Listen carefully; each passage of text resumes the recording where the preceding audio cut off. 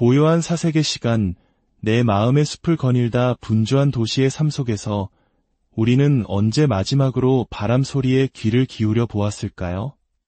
오늘 우리는 잠시 복잡한 일상을 내려놓고 깊은 산사의 고요함 속으로 들어가 값을 매길 수 없는 보물에 대한 한 스님의 이야기에 귀를 기울여 봅니다. 이 이야기가 당신의 마음에 잔잔한 울림을 준다면 공유를 통해 이 지혜의 바람이 더 많은 이들에게 닿을 수 있도록 도와주세요. 여러분의 구독과 좋아요는 저희가 이러한 성찰의 시간을 계속 만들어 나가는데 큰 힘이 됩니다. 이 작은 나눔의 실천이 여러분의 삶에 큰 복으로 돌아오기를 기원합니다. 싱그러운 5월의 바람이 산사의 뜰을 가득 채웁니다. 예전 법정 스님의 책에는 이런 아름다운 선시가 등장하곤 했습니다. 본래 산에 사는 사람이라 산중 이야기를 즐겨 나눈다. 5월의 솔바람 팔고 싶지만 그대들 감 모를까 그것이 두렵네. 깊은 산, 수많은 소나무 사이를 스치는 시원한 바람. 이제 막 더위가 시작되는 5월에 그 상쾌함은 무엇과도 바꿀 수 없는 기쁨입니다. 이 시인은 그 시원한 솔바람을 세상 사람들에게 팔고 싶을 만큼 소중히 여겼지만 행여나 세상 사람들이 그 진정한 가치를 알아보지 못할까 봐 두려워했습니다. 옛사람들은 이처럼 돈으로 값을 매길 수 없는 귀한 보물을 무가보라 불렀습니다. 값을 정할 수 없는 보배라는 뜻이지요. 오늘 우리가 나누고자 하는 마음수행, 그 내면을 향한 여정이야말로 저 시원한 솔바람보다도 더 빛나고 가치 있는 무가보입니다. 우리가 살아가는 이 사바세계를 흔히 직구촌이라 부릅니다. 이 직구촌에 와서 가장 보람있는 삶이란 무엇일까요? 그것은 바로 자신의 영적 수준을 한 단계 더 높이는 영적 진화입니다. 지금 내가 가진 물질적인 부나 사회적 지위보다 더 근원적인 성장을 이루는 것, 그것이야말로 진정으로 잘 살다가는 삶의 모습일 것입니다. 그렇다면 어떻게 영적인 진화를 이룰 수 있을까요? 만약 우리에게 다음 생이 주어진다면 지금보다 더 나은 세상에서 태어나고 싶지 않으신가요? 예를 들어 지금보다 더 평화로운 나라에서 더 좋은 인연들을 만나 더 지혜로운 부모님 밑에서 태어난다면 얼마나 좋을까요? 또한 지금보다 더 총명한 지혜를 가지고 태어나 무엇을 배우든 쉽게 이해하고 더 나아가 창의적으로 활용할 수 있다면 그 삶은 더욱 풍요로워질 것입니다. 결국 우리가 다음 생을 위해 준비해야 할 가장 중요한 두 가지는 바로 정신적 풍요로움과 물질적 풍요로움입니다. 밝은 지혜를 통해 학문의 깊이를 더하고 사회 어떤 분야에서든 뛰어난 역량을 발휘하는 것, 이것이 정신적 풍요로움입니다. 동시에 살아가는데 어려움이 없는 물질적 기반 또한 중요합니다. 그래서 옛 선사들께서는 늘 복해쌍수, 즉 복과 지혜를 함께 닦아야 한다고 강조하셨습니다. 고려 시대의 보조국사 진울 스님도 우리 시대의 큰 어른이셨던 구산 스님께서도 언제나 이 두 가지를 함께 실천할 것을 당부하셨습니다. 복은 남에게 베풀고 배려하는 자비심에서 오고 해는 꾸준한 수행 정진을 통해 얻어지는 지혜입니다. 어느 한쪽에만 치우쳐서는 안 됩니다. 오로지 자신의 깨달음만을 위해 공부에만 몰두하다 보면 자칫 이기적인 사람이 되기 쉽습니다. 옛 이야기에 이런 것이 있습니다. 한 선비가 방 안에서 책만 읽고 있는데 밖에서는 갑자기 소나기가 쏟아졌습니다. 아내가 땀 흘려 거두어 마당에 널어놓은 곡식이 빗물에 다 떠내려가고 있는데도 선비는 책에 빠져 아무것도 알지 못했습니다. 뒤늦게 돌아온 아내가 텅 빈 마당을 보며 대성통곡을 했습니다. 내가 저런 책상 물림을 만나 평생 고생만 하는구나 라며 가슴을 쳤지요. 이처럼 지혜를 닦는다는 명분 아래 주변을 돌보지 않는 것은 진정한 수행자의 길이 아닙니다. 우리는 지혜를 밝히는 공부와 더불어 주변 사람들에게 마음과 물질을 나누며 복을 짓는 일에 소홀해서는 안 됩니다. 일상 속에서의 수행은 어떤 모습일까요? 서울 조계사 앞 불교용품 가게에서 물건을 파는 한 상인의 모습이 떠오릅니다. 손님이 없을 때면 그는 입으로 무언가를 계속 외우고 있었습니다. 가만히 들어보니 옴마니 밤매 훔 진언이었습니다. 손님이 와서 물건값을 흥정할 때는 잠시 멈추었다가 손님이 가고 나면 다시 조용히 진언을 외웠습니다. 비록 생업에 종사하고 있지만 그 순간에도 자신의 내면을 갈고 닦는 그 모습이 참으로 아름다워 보였습니다. 전생에 닦은 선업이 있었기에 금생에 부처님 법을 만나 저렇게 일상 속에서 수행을 이어가고 있는 것이겠지요. 이런 사람이야말로 사회에 나가서도 진정한 성공을 이룰 수 있습니다. 옛말에 수행하던 사람이 속세로 돌아가더라도 아침 저녁으로 예불을 잘 모시면 호법신장이 그를 돕는다고 했습니다. 하지만 불심을 저버리고 게을러지면 그를 지키던 선한 신들이 떠나가 일이 잘 풀리지 않는다고 합니다. 보이지는 않지만 우리 주위에는 언제나 우리를 지키고 이끌어주는 수호령, 즉 호법 선신들이 있습니다. 어떤 이들은 이를 조상영이라 부르기도 합니다. 우리가 올바른 마음을 가지고 꾸준히 기도하고 정진하면 그들은 늘 우리 곁에서 우리를 도와줍니다. 일이 잘 풀리는 사람을 보고 조상 복이 많다고 말하는 경우가 있는데 사실 그것은 그 사람 자신이 바른 마음으로 꾸준히 노력했기에 보이지 않는 힘의 도움을 받는 것입니다. 여러분께서도 부처님의 가르침을 만났고 이렇듯 마음 수행의 길에 들어섰으니 언제나 한결같은 마음, 즉 일념을 챙겨야 합니다. 화두를 들고 수행하다가도 일을 할 때는 잠시 그 일에 집중하되 일이 끝나면 다시 화두를 챙기는 꾸준함이 필요합니다. 그럴 때 호법신들은 이 사람은 내가 도울 만한 가치가 있는 사람이구나라며 기꺼이 우리를 돕게 됩니다. 때로는 어떤 장소에 가고 싶지 않다는 느낌이 강하게 들 때가 있습니다. 혹은 갑자기 마음이 바뀌어 약속을 취소하고 싶을 때가 있지요. 서양 격언에 이런 말이 있습니다. 느낌은 신이 우리에게 속삭이는 목소리다. 그 알 수 없는 느낌이야말로 우리를 지키는 수호신이 보내는 신호일 수 있습니다. 그럴 때는 억지로 가기보다 자신의 느낌을 따르는 것이 현명합니다.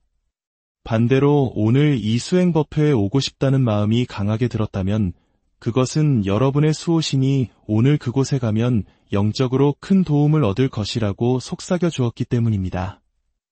이 자리에 와서 고요히 앉아 법문을 듣고 수행하는 여러분은 지금 이 순간에도 영적인 진화를 이루고 있습니다.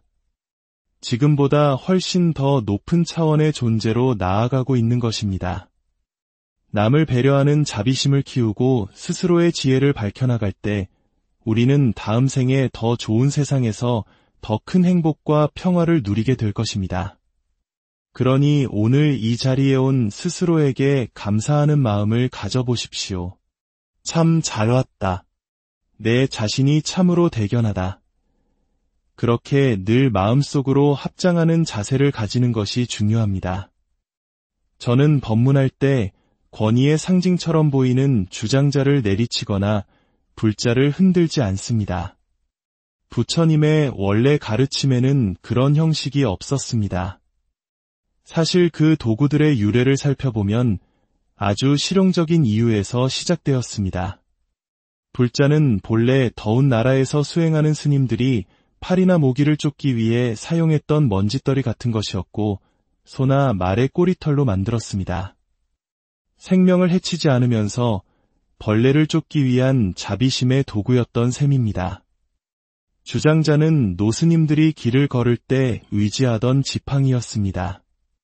하지만 시간이 흐르면서 본래의 의미는 퇴색하고 마치 대단한 법력의 상징처럼 여겨지게 되었습니다. 저는 이 세상에서 가장 완전하고 아름다운 모습은 바로 두 손을 모으는 합장이라고 생각합니다. 합장은 시작이자 끝이며 그 안에 존중과 평화 그리고 모든 진리가 담겨 있습니다. 두 손을 모으는 그 고요한 행위 속에 가장 깊은 축복과 은혜가 깃들어 있습니다. 여러분, 합장의 공덕은 실로 큽니다. 부처님께서는 합장에는 10가지 공덕이 있다고 하셨습니다. 그러니 법당에 들어설 때, 스님을 뵐 때, 혹은 고요히 기도할 때 언제나 공손하고 정성스러운 마음으로 합장하십시오. 그 마음가짐 속에서 호법신들은 여러분을 찬탄하고 옹호하며 축복해 줄 것입니다. 그렇게 꾸준히 실천하다 보면 우리 몸의 탁한 기운은 사라지고 맑은 기운이 쌓이게 됩니다. 그러면 자연스럽게 4가지 큰 축복이 삶에 찾아오게 될 것입니다. 이제 잠시 몸과 마음을 가다듬고 침묵 속에서 참된 나를 찾아가는 수행의 시간을 갖겠습니다. 허리를 곧게 펴고 정수리로 하늘을 밀어 올리듯 자세를 바로 합니다. 온몸의 긴장을 풀고 모든 기운을 아랫배 단전에 고요히 모읍니다. 눈은 편안히 코끝을 바라보고 호흡은 자연스럽게 들어오고 나감을 느낍니다. 혀는 가볍게 위신몸에 붙입니다. 그리고 오직 한 생각에 집중합니다. 이 몸을 이끌고 다니는 이것은 무엇인가? 오늘 아침 나를 이곳으로 데려왔고 법회가 끝나면 다시 집으로 데려갈 그 주인공. 이름하여 마음이라 부르지만 그 이름이 붙기 이전의 순수한 실체는 과연 무엇인가? 이먹고 하는 간절한 의심 하나만을 남기고 마음속의 모든 생각과 번뇌를 텅 비워버립니다. 숨을 조용히 들이쉬고 천천히 내쉴 때마다 오직 간절한 의심 하나, 이먹고에 집중합니다. 고요함 속으로 더 깊은 침묵 속으로 들어갑니다. 자, 이제 두 손을 합장하여 따뜻한 열기가 날 때까지 비벼주십시오. 따뜻해진 손바닥으로 두 눈을 감싸고 눈을 깜빡이며 온기를 전해줍니다. 다시 한번 손을 비벼 얼굴 전체를 부드럽게 감싸줍니다. 귀를 잡고 부드럽게 당겨주고 손끝으로 머리 전체를 가볍게 두드려줍니다. 맑은 정신이 온몸으로 퍼져나가는 것을 느껴봅니다. 오늘 함께한 이 시간이 여러분의 삶에 작은 쉼표가 되고 내일을 살아갈 새로운 힘과 지혜를 얻는 귀한 계기가 되었기를 바랍니다.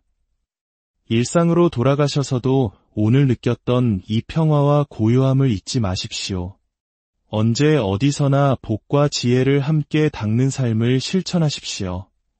리 주위의 모든 생명이 평화롭고 행복하기를 기원하며 오늘의 법회를 고요한 사색의 시간, 내 마음의 숲을 거닐다 분주한 도시의 삶 속에서 우리는 언제 마지막으로 바람 소리에 귀를 기울여 보았을까요? 오늘 우리는 잠시 복잡한 일상을 내려놓고 깊은 산사의 고요함 속으로 들어가 값을 매길 수 없는 보물에 대한 한 스님의 이야기에 귀를 기울여 봅니다.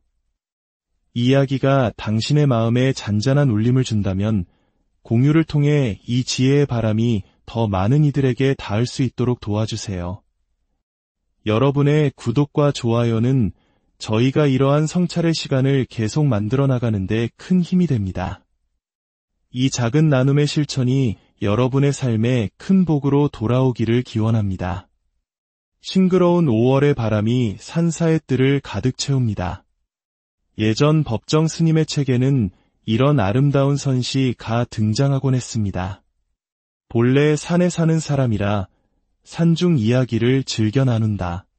5월의 솔바람 팔고 싶지만 그대들 감 모를까 그것이 두렵네. 깊은 산, 수많은 소나무 사이를 스치는 시원한 바람.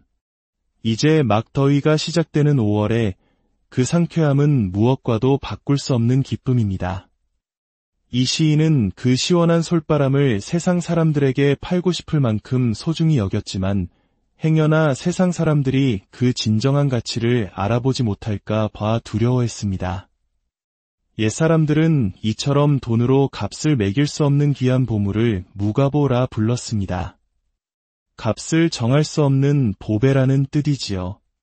오늘 우리가 나누고자 하는 마음수행, 그 내면을 향한 여정이야말로 저 시원한 솔바람보다도 더 빛나고 가치 있는 무가보입니다. 우리가 살아가는 이 사바세계를 흔히 직구촌이라 부릅니다. 이 직구촌에 와서 가장 보람있는 삶이란 무엇일까요? 그것은 바로 자신의 영적 수준을 한 단계 더 높이는 영적 진화입니다. 지금 내가 가진 물질적인 부나 사회적 지위보다 더 근원적인 성장을 이루는 것, 그것이야말로 진정으로 잘 살다가는 삶의 모습일 것입니다. 그렇다면 어떻게 영적인 진화를 이룰 수 있을까요? 만약 우리에게 다음 생이 주어진다면 지금보다 더 나은 세상에서 태어나고 싶지 않으신가요? 예를 들어 지금보다 더 평화로운 나라에서 더 좋은 인연들을 만나 더 지혜로운 부모님 밑에서 태어난다면 얼마나 좋을까요? 또한 지금보다 더 총명한 지혜를 가지고 태어나 무엇을 배우든 쉽게 이해하고 더 나아가 창의적으로 활용할 수 있다면 그 삶은 더욱 풍요로워질 것입니다. 결국 우리가 다음 생을 위해 준비해야 할 가장 중요한 두 가지는 바로 정신적 풍요로움과 물질적 풍요로움입니다. 밝은 지혜를 통해 학문의 깊이를 더하고 사회 어떤 분야에서든 뛰어난 역량을 발휘하는 것, 이것이 정신적 풍요로움입니다. 동시에 살아가는데 어려움이 없는 물질적 기반 또한 중요합니다. 그래서 옛 선사들께서는 늘 복해쌍수, 즉 복과 지혜를 함께 닦아야 한다고 강조하셨습니다. 고려 시대의 보조국사 진울 스님도 우리 시대의 큰 어른이셨던 구산 스님께서도 언제나 이 두 가지를 함께 실천할 것을 당부하셨습니다. 복은 남에게 베풀고 배려하는 자비심에서 오고 해는 꾸준한 수행 정진을 통해 얻어지는 지혜입니다. 어느 한쪽에만 치우쳐서는 안 됩니다. 오로지 자신의 깨달음만을 위해 공부에만 몰두하다 보면 자칫 이기적인 사람이 되기 쉽습니다. 옛 이야기에 이런 것이 있습니다. 한 선비가 방 안에서 책만 읽고 있는데 밖에서는 갑자기 소나기가 쏟아졌습니다. 아내가 땀 흘려 거두어 마당에 널어놓은 곡식이 빗물에 다 떠내려가고 있는데도 선비는 책에 빠져 아무것도 알지 못했습니다. 뒤늦게 돌아온 아내가 텅 빈 마당을 보며 대성통곡을 했습니다. 내가 저런 책상물림을 만나 평생 고생만 하는구나 라며 가슴을 쳤지요. 이처럼 지혜를 닦는다는 명분 아래 주변을 돌보지 않는 것은 진정한 수행자의 길이 아닙니다. 우리는 지혜를 밝히는 공부와 더불어 주변 사람들에게 마음과 물질을 나누며 복을 짓는 일에 소홀해서는 안 됩니다. 일상 속에서의 수행은 어떤 모습일까요? 서울 조계사 앞 불교용품 가게에서 물건을 파는 한 상인의 모습이 떠오릅니다. 손님이 없을 때면 그는 입으로 무언가를 계속 외우고 있었습니다. 가만히 들어보니 옷만이 판매 훔 진언이었습니다. 손님이 와서 물건값을 흥정할 때는 잠시 멈추었다가 손님이 가고 나면 다시 조용히 진언을 외웠습니다. 비록 생업에 종사하고 있지만 그 순간에도 자신의 내면을 갈고 닦는 그 모습이 참으로 아름다워 보였습니다. 전생에 닦은 선업이 있었기에 금생에 부처님 법을 만나 저렇게 일상 속에서 수행을 이어가고 있는 것이겠지요. 이런 사람이야말로 사회에 나가서도 진정한 성공을 이룰 수 있습니다. 옛말에 수행하던 사람이 속세로 돌아가더라도 아침 저녁으로 예불을 잘 모시면 호법신장이 그를 돕는다고 했습니다. 하지만 불심을 저버리고 게을러지면 그를 지키던 선한 신들이 떠나가 일이 잘 풀리지 않는다고 합니다. 보이지는 않지만 우리 주위에는 언제나 우리를 지키고 이끌어주는 수호령, 즉 호법 선신들이 있습니다. 어떤 이들은 이를 조상영이라 부르기도 합니다. 우리가 올바른 마음을 가지고 꾸준히 기도하고 정진하면 그들은 늘 우리 곁에서 우리를 도와줍니다. 일이 잘 풀리는 사람을 보고 조상 복이 많다고 말하는 경우가 있는데 사실 그것은 그 사람 자신이 바른 마음으로 꾸준히 노력했기에 보이지 않는 힘의 도움을 받는 것입니다. 여러분께서도 부처님의 가르침을 만났고 이렇듯 마음 수행의 길에 들어섰으니 언제나 한결같은 마음, 즉 일념을 챙겨야 합니다. 화두를 들고 수행하다가도 일을 할 때는 잠시 그 일에 집중하되 일이 끝나면 다시 화두를 챙기는 꾸준함이 필요합니다. 그럴 때 호법신들은 이 사람은 내가 도울 만한 가치가 있는 사람이구나라며 기꺼이 우리를 돕게 됩니다. 때로는 어떤 장소에 가고 싶지 않다는 느낌이 강하게 들 때가 있습니다. 혹은 갑자기 마음이 바뀌어 약속을 취소하고 싶을 때가 있지요. 서양 격언에 이런 말이 있습니다. 느낌은 신이 우리에게 속삭이는 목소리다. 그 알 수 없는 느낌이야말로 우리를 지키는 수호신이 보내는 신호일 수 있습니다. 그럴 때는 억지로 가기보다 자신의 느낌을 따르는 것이 현명합니다. 반대로 오늘 이 수행법회에 오고 싶다는 마음이 강하게 들었다면 그것은 여러분의 수호신이 오늘 그곳에 가면 영적으로 큰 도움을 얻을 것이라고 속삭여 주었기 때문입니다. 이 자리에 와서 고요히 앉아 법문을 듣고 수행하는 여러분은 지금 이 순간에도 영적인 진화를 이루고 있습니다. 지금보다 훨씬 더 높은 차원의 존재로 나아가고 있는 것입니다.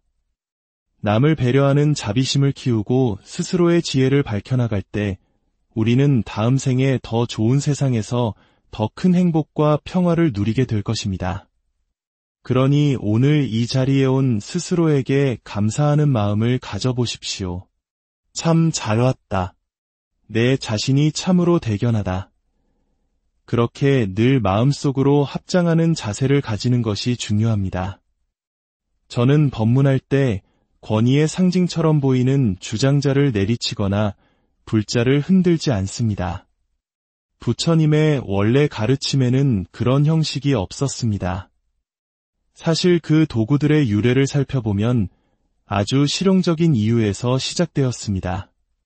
불자는 본래 더운 나라에서 수행하는 스님들이 팔이나 모기를 쫓기 위해 사용했던 먼지떨이 같은 것이었고 소나 말의 꼬리털로 만들었습니다.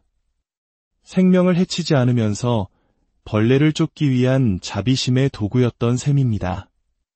주장자는 노스님들이 길을 걸을 때 의지하던 지팡이였습니다. 하지만 시간이 흐르면서 본래의 의미는 퇴색하고 마치 대단한 법력의 상징처럼 여겨지게 되었습니다. 저는 이 세상에서 가장 완전하고 아름다운 모습은 바로 두 손을 모으는 합장이라고 생각합니다. 합장은 시작이자 끝이며 그 안에 존중과 평화 그리고 모든 진리가 담겨 있습니다. 두 손을 모으는 그 고요한 행위 속에 가장 깊은 축복과 은혜가 깃들어 있습니다. 여러분, 합장의 공덕은 실로 큽니다. 부처님께서는 합장에는 10가지 공덕이 있다고 하셨습니다. 그러니 법당에 들어설 때, 스님을 뵐 때, 혹은 고요히 기도할 때 언제나 공손하고 정성스러운 마음으로 합장하십시오. 그 마음가짐 속에서 호법신들은 여러분을 찬탄하고 옹호하며 축복해 줄 것입니다. 그렇게 꾸준히 실천하다 보면 우리 몸의 탁한 기운은 사라지고 맑은 기운이 쌓이게 됩니다. 그러면 자연스럽게 4가지 큰 축복이 삶에 찾아오게 될 것입니다. 이제 잠시 몸과 마음을 가다듬고 침묵 속에서 참된 나를 찾아가는 수행의 시간을 갖겠습니다. 허리를 곧게 펴고 정수리로 하늘을 밀어 올리듯 자세를 바로 합니다. 온몸의 긴장을 풀고 모든 기운을 아랫배 단전에 고요히 모읍니다. 눈은 편안히 코끝을 바라보고 호흡은 자연스럽게 들어오고 나감을 느낍니다. 혀는 가볍게 위신몸에 붙입니다. 그리고 오직 한 생각에 집중합니다. 이 몸을 이끌고 다니는 이것은 무엇인가? 오늘 아침 나를 이곳으로 데려왔고 법회가 끝나면 다시 집으로 데려갈 그 주인공. 이름하여 마음이라 부르지만 그 이름이 붙기 이전의 순수한 실체는 과연 무엇인가? 이먹고 하는 간절한 의심 하나만을 남기고 마음속의 모든 생각과 번뇌를 텅 비워버립니다. 숨을 조용히 들이쉬고 천천히 내쉴 때마다 오직 간절한 의심 하나, 이먹고에 집중합니다. 고요함 속으로, 더 깊은 침묵 속으로 들어갑니다. 자, 이제 두 손을 합장하여 따뜻한 열기가 날 때까지 비벼주십시오. 따뜻해진 손바닥으로 두 눈을 감싸고 눈을 깜빡이며 온기를 전해줍니다. 다시 한번 손을 비벼 얼굴 전체를 부드럽게 감싸줍니다. 귀를 잡고 부드럽게 당겨주고 손끝으로 머리 전체를 가볍게 두드려줍니다. 맑은 정신이 온몸으로 퍼져나가는 것을 느껴봅니다. 오늘 함께한 이 시간이 여러분의 삶의 작은 쉼표가 되고 내일을 살아갈 새로운 힘과 지혜를 얻는 귀한 계기가 되었기를 바랍니다. 일상으로 돌아가셔서도 오늘 느꼈던 이 평화와 고요함을 잊지 마십시오. 언제 어디서나 복과 지혜를 함께 닦는 삶을 실천하십시오. 리 주위의 모든 생명이 평화롭고 행복하기를 기원하며 오늘의 법회를 고요한 사색의 시간, 내 마음의 숲을 거닐다 분주한 도시의 삶 속에서 우리는 언제 마지막으로 바람 소리에 귀를 기울여 보았을까요? 오늘 우리는 잠시 복잡한 일상을 내려놓고 깊은 산사의 고요함 속으로 들어가 값을 매길 수 없는 보물에 대한 한 스님의 이야기에 귀를 기울여 봅니다. 이야기가 당신의 마음에 잔잔한 울림을 준다면 공유를 통해 이 지혜의 바람이 더 많은 이들에게 닿을 수 있도록 도와주세요. 여러분의 구독과 좋아요는 저희가 이러한 성찰의 시간을 계속 만들어 나가는데 큰 힘이 됩니다. 이 작은 나눔의 실천이 여러분의 삶에 큰 복으로 돌아오기를 기원합니다. 싱그러운 5월의 바람이 산사의 뜰을 가득 채웁니다. 예전 법정 스님의 책에는 이런 아름다운 선시가 등장하곤 했습니다. 본래 산에 사는 사람이라 산중 이야기를 즐겨 나눈다. 5월의 솔바람 팔고 싶지만 그대들 감 모를까 그것이 두렵네. 깊은 산, 수많은 소나무 사이를 스치는 시원한 바람. 이제 막 더위가 시작되는 5월에 그 상쾌함은 무엇과도 바꿀 수 없는 기쁨입니다. 이 시인은 그 시원한 솔바람을 세상 사람들에게 팔고 싶을 만큼 소중히 여겼지만 행여나 세상 사람들이 그 진정한 가치를 알아보지 못할까 봐 두려워했습니다. 옛사람들은 이처럼 돈으로 값을 매길 수 없는 귀한 보물을 무가보라 불렀습니다. 값을 정할 수 없는 보배라는 뜻이지요. 오늘 우리가 나누고자 하는 마음수행, 그 내면을 향한 여정이야말로 저 시원한 솔바람보다도 더 빛나고 가치 있는 무가보입니다. 우리가 살아가는 이 사바세계를 흔히 직구촌이라 부릅니다. 이 직구촌에 와서 가장 보람있는 삶이란 무엇일까요? 그것은 바로 자신의 영적 수준을 한 단계 더 높이는 영적 진화입니다. 지금 내가 가진 물질적인 부나 사회적 지위보다 더 근원적인 성장을 이루는 것, 그것이야말로 진정으로 잘 살다가는 삶의 모습일 것입니다. 그렇다면 어떻게 영적인 진화를 이룰 수 있을까요? 만약 우리에게 다음 생이 주어진다면 지금보다 더 나은 세상에서 태어나고 싶지 않으신가요? 예를 들어 지금보다 더 평화로운 나라에서 더 좋은 인연들을 만나 더 지혜로운 부모님 밑에서 태어난다면 얼마나 좋을까요? 또한 지금보다 더 총명한 지혜를 가지고 태어나 무엇을 배우든 쉽게 이해하고 더 나아가 창의적으로 활용할 수 있다면 그 삶은 더욱 풍요로워질 것입니다. 결국 우리가 다음 생을 위해 준비해야 할 가장 중요한 두 가지는 바로 정신적 풍요로움과 물질적 풍요로움입니다. 밝은 지혜를 통해 학문의 깊이를 더하고 사회 어떤 분야에서든 뛰어난 역량을 발휘하는 것, 이것이 정신적 풍요로움입니다. 동시에 살아가는데 어려움이 없는 물질적 기반 또한 중요합니다. 그래서 옛 선사들께서는 늘 복해쌍수, 즉 복과 지혜를 함께 닦아야 한다고 강조하셨습니다. 고려 시대의 보조국사 진울 스님도 우리 시대의 큰 어른이셨던 구산 스님께서도 언제나 이 두 가지를 함께 실천할 것을 당부하셨습니다. 복은 남에게 베풀고 배려하는 자비심에서 오고, 해는 꾸준한 수행 정진을 통해 얻어지는 지혜입니다. 어느 한쪽에만 치우쳐서는 안 됩니다. 오로지 자신의 깨달음만을 위해 공부에만 몰두하다 보면 자칫 이기적인 사람이 되기 쉽습니다. 옛 이야기에 이런 것이 있습니다. 한 선비가 방 안에서 책만 읽고 있는데 밖에서는 갑자기 소나기가 쏟아졌습니다. 아내가 땀 흘려 거두어 마당에 널어놓은 곡식이 빗물에 다 떠내려가고 있는데도 선비는 책에 빠져 아무것도 알지 못했습니다. 뒤늦게 돌아온 아내가 텅 빈 마당을 보며 대성통곡을 했습니다.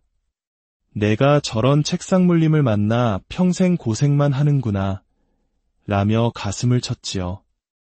이처럼 지혜를 닦는다는 명분 아래 주변을 돌보지 않는 것은 진정한 수행자의 길이 아닙니다. 우리는 지혜를 밝히는 공부와 더불어 주변 사람들에게 마음과 물질을 나누며 복을 짓는 일에 소홀해서는 안 됩니다. 일상 속에서의 수행은 어떤 모습일까요? 서울 조계사 앞 불교용품 가게에서 물건을 파는 한 상인의 모습이 떠오릅니다. 손님이 없을 때면 그는 입으로 무언가를 계속 외우고 있었습니다. 가만히 들어보니 옴마니 밤매 훔 진언이었습니다. 손님이 와서 물건값을 흥정할 때는 잠시 멈추었다가 손님이 가고 나면 다시 조용히 진언을 외웠습니다. 비록 생업에 종사하고 있지만 그 순간에도 자신의 내면을 갈고 닦는 그 모습이 참으로 아름다워 보였습니다.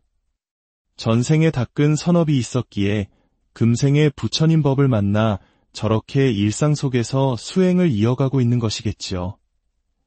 이런 사람이야말로 사회에 나가서도 진정한 성공을 이룰 수 있습니다. 옛말에 수행하던 사람이 속세로 돌아가더라도 아침 저녁으로 예불을 잘 모시면 호법신장이 그를 돕는다고 했습니다. 하지만 불심을 저버리고 게을러지면 그를 지키던 선한 신들이 떠나가 일이 잘 풀리지 않는다고 합니다. 보이지는 않지만 우리 주위에는 언제나 우리를 지키고 이끌어주는 수호령, 즉 호법 선신들이 있습니다. 어떤 이들은 이를 조상영이라 부르기도 합니다. 우리가 올바른 마음을 가지고 꾸준히 기도하고 정진하면 그들은 늘 우리 곁에서 우리를 도와줍니다. 일이 잘 풀리는 사람을 보고 조상 복이 많다고 말하는 경우가 있는데 사실 그것은 그 사람 자신이 바른 마음으로 꾸준히 노력했기에 보이지 않는 힘의 도움을 받는 것입니다. 여러분께서도 부처님의 가르침을 만났고 이렇듯 마음 수행의 길에 들어섰으니 언제나 한결같은 마음, 즉 일념을 챙겨야 합니다. 화두를 들고 수행하다가도 일을 할 때는 잠시 그 일에 집중하되 일이 끝나면 다시 화두를 챙기는 꾸준함이 필요합니다. 그럴 때 호법신들은 이 사람은 내가 도울 만한 가치가 있는 사람이구나라며 기꺼이 우리를 돕게 됩니다. 때로는 어떤 장소에 가고 싶지 않다는 느낌이 강하게 들 때가 있습니다. 혹은 갑자기 마음이 바뀌어 약속을 취소하고 싶을 때가 있지요. 서양 격언에 이런 말이 있습니다. 느낌은 신이 우리에게 속삭이는 목소리다. 그 알 수 없는 느낌이야말로 우리를 지키는 수호신이 보내는 신호일 수 있습니다. 그럴 때는 억지로 가기보다 자신의 느낌을 따르는 것이 현명합니다. 반대로 오늘 이 수행법회에 오고 싶다는 마음이 강하게 들었다면 그것은 여러분의 수호신이 오늘 그곳에 가면 영적으로 큰 도움을 얻을 것이라고 속삭여 주었기 때문입니다. 이 자리에 와서 고요히 앉아 법문을 듣고 수행하는 여러분은 지금 이 순간에도 영적인 진화를 이루고 있습니다. 지금보다 훨씬 더 높은 차원의 존재로 나아가고 있는 것입니다. 남을 배려하는 자비심을 키우고 스스로의 지혜를 밝혀나갈 때 우리는 다음 생에 더 좋은 세상에서 더 큰 행복과 평화를 누리게 될 것입니다. 그러니 오늘 이 자리에 온 스스로에게 감사하는 마음을 가져보십시오. 참 잘 왔다. 내 자신이 참으로 대견하다. 그렇게 늘 마음속으로 합장하는 자세를 가지는 것이 중요합니다. 저는 법문할 때 권위의 상징처럼 보이는 주장자를 내리치거나 불자를 흔들지 않습니다. 부처님의 원래 가르침에는 그런 형식이 없었습니다. 사실 그 도구들의 유래를 살펴보면 아주 실용적인 이유에서 시작되었습니다. 불자는 본래 더운 나라에서 수행하는 스님들이 팔이나 모기를 쫓기 위해 사용했던 먼지떨이 같은 것이었고 소나 말의 꼬리털로 만들었습니다. 생명을 해치지 않으면서 벌레를 쫓기 위한 자비심의 도구였던 셈입니다. 주장자는 노스님들이 길을 걸을 때 의지하던 지팡이였습니다. 하지만 시간이 흐르면서 본래의 의미는 퇴색하고 마치 대단한 법력의 상징처럼 여겨지게 되었습니다. 저는 이 세상에서 가장 완전하고 아름다운 모습은 바로 두 손을 모으는 합장이라고 생각합니다. 합장은 시작이자 끝이며 그 안에 존중과 평화 그리고 모든 진리가 담겨 있습니다. 두 손을 모으는 그 고요한 행위 속에 가장 깊은 축복과 은혜가 깃들어 있습니다. 여러분, 합장의 공덕은 실로 큽니다. 부처님께서는 합장에는 10가지 공덕이 있다고 하셨습니다. 그러니 법당에 들어설 때, 스님을 뵐 때, 혹은 고요히 기도할 때 언제나 공손하고 정성스러운 마음으로 합장하십시오. 그 마음가짐 속에서 호법신들은 여러분을 찬탄하고 옹호하며 축복해 줄 것입니다. 그렇게 꾸준히 실천하다 보면 우리 몸의 탁한 기운은 사라지고 맑은 기운이 쌓이게 됩니다. 그러면 자연스럽게 4가지 큰 축복이 삶에 찾아오게 될 것입니다. 이제 잠시 몸과 마음을 가다듬고 침묵 속에서 참된 나를 찾아가는 수행의 시간을 갖겠습니다. 허리를 곧게 펴고 정수리로 하늘을 밀어 올리듯 자세를 바로 합니다. 온몸의 긴장을 풀고 모든 기운을 아랫배 단전에 고요히 모읍니다. 눈은 편안히 코끝을 바라보고 호흡은 자연스럽게 들어오고 나감을 느낍니다. 혀는 가볍게 위신몸에 붙입니다. 그리고 오직 한 생각에 집중합니다. 이 몸을 이끌고 다니는 이것은 무엇인가? 오늘 아침 나를 이곳으로 데려왔고 법회가 끝나면 다시 집으로 데려갈 그 주인공. 이름하여 마음이라 부르지만 그 이름이 붙기 이전의 순수한 실체는 과연 무엇인가? 이먹고 하는 간절한 의심 하나만을 남기고 마음속의 모든 생각과 번뇌를 텅 비워버립니다. 숨을 조용히 들이쉬고 천천히 내쉴 때마다 오직 간절한 의심 하나, 이먹고에 집중합니다. 고요함 속으로 더 깊은 침묵 속으로 들어갑니다. 자, 이제 두 손을 합장하여 따뜻한 열기가 날 때까지 비벼주십시오. 따뜻해진 손바닥으로 두 눈을 감싸고 눈을 깜빡이며 온기를 전해줍니다. 다시 한번 손을 비벼 얼굴 전체를 부드럽게 감싸줍니다. 귀를 잡고 부드럽게 당겨주고 손끝으로 머리 전체를 가볍게 두드려줍니다. 맑은 정신이 온몸으로 퍼져나가는 것을 느껴봅니다. 오늘 함께한 이 시간이 여러분의 삶에 작은 쉼표가 되고 내일을 살아갈 새로운 힘과 지혜를 얻는 귀한 계기가 되었기를 바랍니다. 일상으로 돌아가셔서도 오늘 느꼈던 이 평화와 고요함을 잊지 마십시오. 언제 어디서나 복과 지혜를 함께 닦는 삶을 실천하십시오. 리 주위의 모든 생명이 평화롭고 행복하기를 기원하며 오늘의 법회를 고요한 사색의 시간, 내 마음의 숲을 거닐다 분주한 도시의 삶 속에서 우리는 언제 마지막으로 바람 소리에 귀를 기울여 보았을까요? 오늘 우리는 잠시 복잡한 일상을 내려놓고 깊은 산사의 고요함 속으로 들어가 값을 매길 수 없는 보물에 대한 한 스님의 이야기에 귀를 기울여 봅니다. 이 이야기가 당신의 마음에 잔잔한 울림을 준다면 공유를 통해 이 지혜의 바람이 더 많은 이들에게 닿을 수 있도록 도와주세요. 여러분의 구독과 좋아요는 저희가 이러한 성찰의 시간을 계속 만들어 나가는데 큰 힘이 됩니다. 이 작은 나눔의 실천이 여러분의 삶에 큰 복으로 돌아오기를 기원합니다. 싱그러운 5월의 바람이 산사의 뜰을 가득 채웁니다. 예전 법정 스님의 책에는 이런 아름다운 선시가 등장하곤 했습니다. 본래 산에 사는 사람이라 산중 이야기를 즐겨 나눈다. 5월의 솔바람 팔고 싶지만 그대들 감 모를까 그것이 두렵네. 깊은 산, 수많은 소나무 사이를 스치는 시원한 바람. 이제 막 더위가 시작되는 5월에 그 상쾌함은 무엇과도 바꿀 수 없는 기쁨입니다. 이 시인은 그 시원한 솔바람을 세상 사람들에게 팔고 싶을 만큼 소중히 여겼지만 행여나 세상 사람들이 그 진정한 가치를 알아보지 못할까 봐 두려워했습니다. 옛사람들은 이처럼 돈으로 값을 매길 수 없는 귀한 보물을 무가보라 불렀습니다.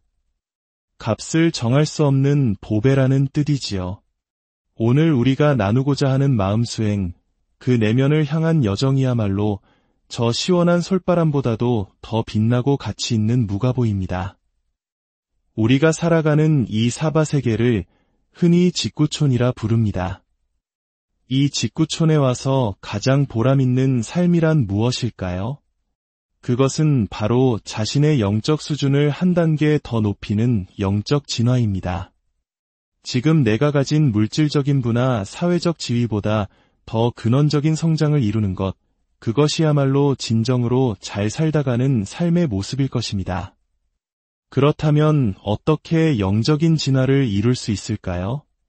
만약 우리에게 다음 생이 주어진다면 지금보다 더 나은 세상에서 태어나고 싶지 않으신가요?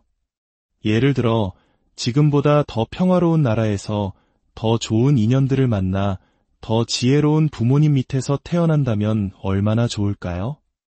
또한 지금보다 더 총명한 지혜를 가지고 태어나 무엇을 배우든 쉽게 이해하고 더 나아가 창의적으로 활용할 수 있다면 그 삶은 더욱 풍요로워질 것입니다. 결국 우리가 다음 생을 위해 준비해야 할 가장 중요한 두 가지는 바로 정신적 풍요로움과 물질적 풍요로움입니다. 밝은 지혜를 통해 학문의 깊이를 더하고 사회 어떤 분야에서든 뛰어난 역량을 발휘하는 것, 이것이 정신적 풍요로움입니다. 동시에 살아가는데 어려움이 없는 물질적 기반 또한 중요합니다. 그래서 옛 선사들께서는 늘 복해쌍수, 즉 복과 지혜를 함께 닦아야 한다고 강조하셨습니다. 고려 시대의 보조국사 진울 스님도 우리 시대의 큰 어른이셨던 구산 스님께서도 언제나 이 두 가지를 함께 실천할 것을 당부하셨습니다. 복은 남에게 베풀고 배려하는 자비심에서 오고 해는 꾸준한 수행 정진을 통해 얻어지는 지혜입니다. 어느 한쪽에만 치우쳐서는 안 됩니다. 오로지 자신의 깨달음만을 위해 공부에만 몰두하다 보면 자칫 이기적인 사람이 되기 쉽습니다. 옛 이야기에 이런 것이 있습니다. 한 선비가 방 안에서 책만 읽고 있는데 밖에서는 갑자기 소나기가 쏟아졌습니다.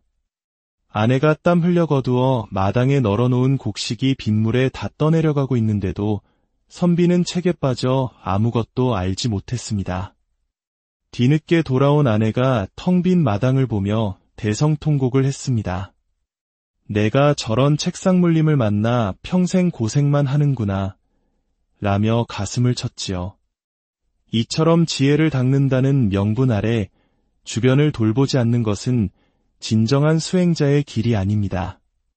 우리는 지혜를 밝히는 공부와 더불어 주변 사람들에게 마음과 물질을 나누며 복을 짓는 일에 소홀해서는 안 됩니다. 일상 속에서의 수행은 어떤 모습일까요? 서울 조계사 앞 불교용품 가게에서 물건을 파는 한 상인의 모습이 떠오릅니다. 손님이 없을 때면 그는 입으로 무언가를 계속 외우고 있었습니다. 가만히 들어보니 옴마니 반매 훔 진언이었습니다. 손님이 와서 물건값을 흥정할 때는 잠시 멈추었다가 손님이 가고 나면 다시 조용히 진언을 외웠습니다. 비록 생업에 종사하고 있지만 그 순간에도 자신의 내면을 갈고 닦는 그 모습이 참으로 아름다워 보였습니다. 전생에 닦은 선업이 있었기에 금생에 부처님 법을 만나 저렇게 일상 속에서 수행을 이어가고 있는 것이겠지요. 이런 사람이야말로 사회에 나가서도 진정한 성공을 이룰 수 있습니다. 옛말에 수행하던 사람이 속세로 돌아가더라도 아침 저녁으로 예불을 잘 모시면 호법신장이 그를 돕는다고 했습니다. 하지만 불심을 저버리고 게을러지면 그를 지키던 선한 신들이 떠나가 일이 잘 풀리지 않는다고 합니다. 보이지는 않지만 우리 주위에는 언제나 우리를 지키고 이끌어주는 수호령, 즉 호법 선신들이 있습니다. 어떤 이들은 이를 조상영이라 부르기도 합니다. 우리가 올바른 마음을 가지고 꾸준히 기도하고 정진하면 그들은 늘 우리 곁에서 우리를 도와줍니다. 일이 잘 풀리는 사람을 보고 조상 복이 많다고 말하는 경우가 있는데 사실 그것은 그 사람 자신이 바른 마음으로 꾸준히 노력했기에 보이지 않는 힘의 도움을 받는 것입니다. 여러분께서도 부처님의 가르침을 만났고 이렇듯 마음 수행의 길에 들어섰으니 언제나 한결같은 마음, 즉 일념을 챙겨야 합니다. 화두를 들고 수행하다가도 일을 할 때는 잠시 그 일에 집중하되 일이 끝나면 다시 화두를 챙기는 꾸준함이 필요합니다.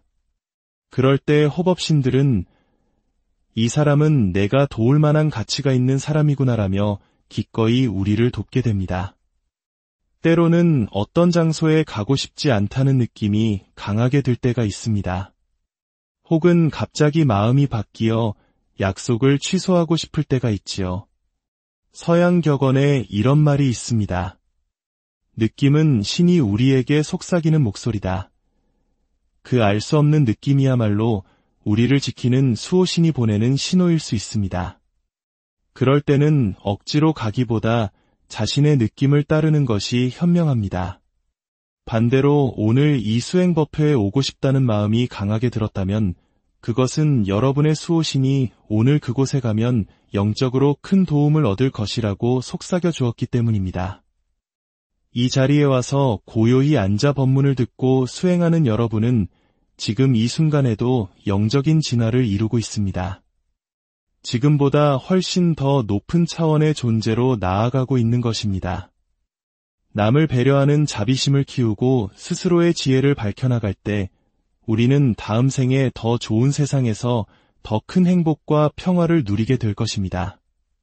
그러니 오늘 이 자리에 온 스스로에게 감사하는 마음을 가져보십시오. 참 잘 왔다. 내 자신이 참으로 대견하다. 그렇게 늘 마음속으로 합장하는 자세를 가지는 것이 중요합니다. 저는 법문할 때 권위의 상징처럼 보이는 주장자를 내리치거나 불자를 흔들지 않습니다. 부처님의 원래 가르침에는 그런 형식이 없었습니다. 사실 그 도구들의 유래를 살펴보면 아주 실용적인 이유에서 시작되었습니다. 불자는 본래 더운 나라에서 수행하는 스님들이 팔이나 모기를 쫓기 위해 사용했던 먼지떨이 같은 것이었고 소나 말의 꼬리털로 만들었습니다. 생명을 해치지 않으면서 벌레를 쫓기 위한 자비심의 도구였던 셈입니다.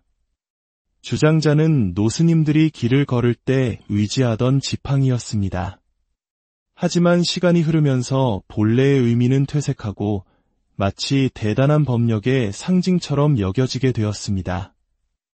저는 이 세상에서 가장 완전하고 아름다운 모습은 바로 두 손을 모으는 합장이라고 생각합니다. 합장은 시작이자 끝이며 그 안에 존중과 평화 그리고 모든 진리가 담겨 있습니다. 두 손을 모으는 그 고요한 행위 속에 가장 깊은 축복과 은혜가 깃들어 있습니다. 여러분, 합장의 공덕은 실로 큽니다.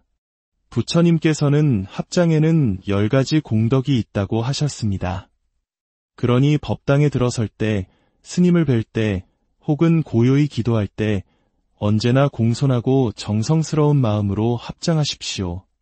그 마음가짐 속에서 호법신들은 여러분을 찬탄하고 옹호하며 축복해 줄 것입니다. 그렇게 꾸준히 실천하다 보면 우리 몸의 탁한 기운은 사라지고 맑은 기운이 쌓이게 됩니다. 그러면 자연스럽게 4가지 큰 축복이 삶에 찾아오게 될 것입니다. 이제 잠시 몸과 마음을 가다듬고 침묵 속에서 참된 나를 찾아가는 수행의 시간을 갖겠습니다. 허리를 곧게 펴고 정수리로 하늘을 밀어 올리듯 자세를 바로 합니다. 온몸의 긴장을 풀고 모든 기운을 아랫배 단전에 고요히 모읍니다. 눈은 편안히 코끝을 바라보고 호흡은 자연스럽게 들어오고 나감을 느낍니다. 혀는 가볍게 위심몸에 붙입니다. 그리고 오직 한 생각에 집중합니다. 이 몸을 이끌고 다니는 이것은 무엇인가? 오늘 아침 나를 이곳으로 데려왔고 법회가 끝나면 다시 집으로 데려갈 그 주인공. 이름하여 마음이라 부르지만 그 이름이 붙기 이전의 순수한 실체는 과연 무엇인가? 이먹고 하는 간절한 의심 하나만을 남기고 마음속의 모든 생각과 번뇌를 텅 비워버립니다. 숨을 조용히 들이쉬고 천천히 내쉴 때마다 오직 간절한 의심 하나, 이먹고에 집중합니다. 고요함 속으로 더 깊은 침묵 속으로 들어갑니다. 자, 이제 두 손을 합장하여 따뜻한 열기가 날 때까지 비벼주십시오. 따뜻해진 손바닥으로 두 눈을 감싸고 눈을 깜빡이며 온기를 전해줍니다. 다시 한번 손을 비벼 얼굴 전체를 부드럽게 감싸줍니다. 귀를 잡고 부드럽게 당겨주고 손끝으로 머리 전체를 가볍게 두드려줍니다. 맑은 정신이 온몸으로 퍼져나가는 것을 느껴봅니다. 오늘 함께한 이 시간이 여러분의 삶에 작은 쉼표가 되고 내일을 살아갈 새로운 힘과 지혜를 얻는 귀한 계기가 되었기를 바랍니다. 일상으로 돌아가셔서도 오늘 느꼈던 이 평화와 고요함을 잊지 마십시오. 언제 어디서나 복과 지혜를 함께 닦는 삶을 실천하십시오. 리 주위의 모든 생명이 평화롭고 행복하기를 기원하며 오늘의 법회를 고요한 사색의 시간, 내 마음의 숲을 거닐다 분주한 도시의 삶 속에서 우리는 언제 마지막으로 바람 소리에 귀를 기울여 보았을까요? 오늘 우리는 잠시 복잡한 일상을 내려놓고 깊은 산사의 고요함 속으로 들어가 값을 매길 수 없는 보물에 대한 한 스님의 이야기에 귀를 기울여 봅니다. 이 이야기가 당신의 마음에 잔잔한 울림을 준다면 공유를 통해 이 지혜의 바람이 더 많은 이들에게 닿을 수 있도록 도와주세요. 여러분의 구독과 좋아요는 저희가 이러한 성찰의 시간을 계속 만들어 나가는데 큰 힘이 됩니다. 이 작은 나눔의 실천이 여러분의 삶에 큰 복으로 돌아오기를 기원합니다. 싱그러운 5월의 바람이 산사의 뜰을 가득 채웁니다. 예전 법정 스님의 책에는 이런 아름다운 선시가 등장하곤 했습니다. 본래 산에 사는 사람이라 산중 이야기를 즐겨 나눈다. 5월의 솔바람 팔고 싶지만 그대들 감 모를까 그것이 두렵네. 깊은 산, 수많은 소나무 사이를 스치는 시원한 바람. 이제 막 더위가 시작되는 5월에 그 상쾌함은 무엇과도 바꿀 수 없는 기쁨입니다. 이 시인은 그 시원한 솔바람을 세상 사람들에게 팔고 싶을 만큼 소중히 여겼지만 행여나 세상 사람들이 그 진정한 가치를 알아보지 못할까 봐 두려워했습니다. 옛사람들은 이처럼 돈으로 값을 매길 수 없는 귀한 보물을 무가보라 불렀습니다. 값을 정할 수 없는 보배라는 뜻이지요. 오늘 우리가 나누고자 하는 마음수행, 그 내면을 향한 여정이야말로 저 시원한 솔바람보다도 더 빛나고 가치 있는 무가보입니다. 우리가 살아가는 이 사바세계를 흔히 직구촌이라 부릅니다. 이 직구촌에 와서 가장 보람있는 삶이란 무엇일까요? 그것은 바로 자신의 영적 수준을 한 단계 더 높이는 영적 진화입니다. 지금 내가 가진 물질적인 부나 사회적 지위보다 더 근원적인 성장을 이루는 것, 그것이야말로 진정으로 잘 살다가는 삶의 모습일 것입니다. 그렇다면 어떻게 영적인 진화를 이룰 수 있을까요? 만약 우리에게 다음 생이 주어진다면 지금보다 더 나은 세상에서 태어나고 싶지 않으신가요? 예를 들어 지금보다 더 평화로운 나라에서 더 좋은 인연들을 만나 더 지혜로운 부모님 밑에서 태어난다면 얼마나 좋을까요? 또한 지금보다 더 총명한 지혜를 가지고 태어나 무엇을 배우든 쉽게 이해하고 더 나아가 창의적으로 활용할 수 있다면 그 삶은 더욱 풍요로워질 것입니다. 결국 우리가 다음 생을 위해 준비해야 할 가장 중요한 두 가지는 바로 정신적 풍요로움과 물질적 풍요로움입니다. 밝은 지혜를 통해 학문의 깊이를 더하고 사회 어떤 분야에서든 뛰어난 역량을 발휘하는 것, 이것이 정신적 풍요로움입니다. 동시에 살아가는데 어려움이 없는 물질적 기반 또한 중요합니다. 그래서 옛 선사들께서는 늘 복해쌍수, 즉 복과 지혜를 함께 닦아야 한다고 강조하셨습니다. 고려 시대의 보조국사 진울 스님도 우리 시대의 큰 어른이셨던 구산 스님께서도 언제나 이 두 가지를 함께 실천할 것을 당부하셨습니다. 복은 남에게 베풀고 배려하는 자비심에서 오고 해는 꾸준한 수행 정진을 통해 얻어지는 지혜입니다. 어느 한쪽에만 치우쳐서는 안 됩니다. 오로지 자신의 깨달음만을 위해 공부에만 몰두하다 보면 자칫 이기적인 사람이 되기 쉽습니다. 옛 이야기에 이런 것이 있습니다. 한 선비가 방 안에서 책만 읽고 있는데 밖에서는 갑자기 소나기가 쏟아졌습니다. 아내가 땀 흘려 거두어 마당에 널어놓은 곡식이 빗물에 다 떠내려가고 있는데도 선비는 책에 빠져 아무것도 알지 못했습니다. 뒤늦게 돌아온 아내가 텅 빈 마당을 보며 대성통곡을 했습니다. 내가 저런 책상물림을 만나 평생 고생만 하는구나, 라며 가슴을 쳤지요. 이처럼 지혜를 닦는다는 명분 아래 주변을 돌보지 않는 것은 진정한 수행자의 길이 아닙니다. 우리는 지혜를 밝히는 공부와 더불어 주변 사람들에게 마음과 물질을 나누며 복을 짓는 일에 소홀해서는 안 됩니다. 일상 속에서의 수행은 어떤 모습일까요? 서울 조계사 앞 불교용품 가게에서 물건을 파는 한 상인의 모습이 떠오릅니다. 손님이 없을 때면 그는 입으로 무언가를 계속 외우고 있었습니다. 가만히 들어보니 옴마니 반매 훔 진언이었습니다. 손님이 와서 물건값을 흥정할 때는 잠시 멈추었다가 손님이 가고 나면 다시 조용히 진언을 외웠습니다. 비록 생업에 종사하고 있지만 그 순간에도 자신의 내면을 갈고 닦는 그 모습이 참으로 아름다워 보였습니다. 전생에 닦은 선업이 있었기에 금생에 부처님 법을 만나 저렇게 일상 속에서 수행을 이어가고 있는 것이겠지요. 이런 사람이야말로 사회에 나가서도 진정한 성공을 이룰 수 있습니다. 옛말에 수행하던 사람이 속세로 돌아가더라도 아침 저녁으로 예불을 잘 모시면 호법신장이 그를 돕는다고 했습니다. 하지만 불심을 저버리고 게을러지면 그를 지키던 선한 신들이 떠나가 일이 잘 풀리지 않는다고 합니다. 보이지는 않지만 우리 주위에는 언제나 우리를 지키고 이끌어주는 수호령, 즉 호법 선신들이 있습니다. 어떤 이들은 이를 조상영이라 부르기도 합니다.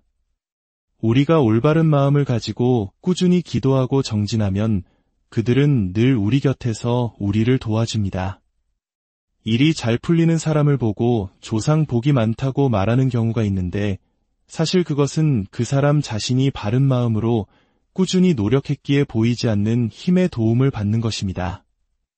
여러분께서도 부처님의 가르침을 만났고 이렇듯 마음 수행의 길에 들어섰으니 언제나 한결같은 마음, 즉 일념을 챙겨야 합니다. 화두를 들고 수행하다가도 일을 할 때는 잠시 그 일에 집중하되 일이 끝나면 다시 화두를 챙기는 꾸준함이 필요합니다. 그럴 때 호법신들은 이 사람은 내가 도울 만한 가치가 있는 사람이구나라며 기꺼이 우리를 돕게 됩니다. 때로는 어떤 장소에 가고 싶지 않다는 느낌이 강하게 들 때가 있습니다. 혹은 갑자기 마음이 바뀌어 약속을 취소하고 싶을 때가 있지요. 서양 격언에 이런 말이 있습니다. 느낌은 신이 우리에게 속삭이는 목소리다. 그 알 수 없는 느낌이야말로 우리를 지키는 수호신이 보내는 신호일 수 있습니다. 그럴 때는 억지로 가기보다 자신의 느낌을